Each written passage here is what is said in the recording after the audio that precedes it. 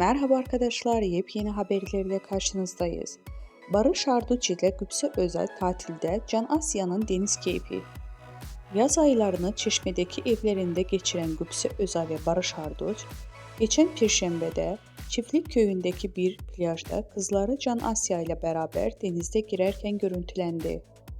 Can Asya bir annesinin bir babasının kucağında serin suların tadını çıkardı. Gülse Özal ve Barış Arduç bebeklerini otomobil görünümlü deniz aracı Jet Car'a bindirdi. Barış Arduç kızını bir an olsun kucağından bırakmadı.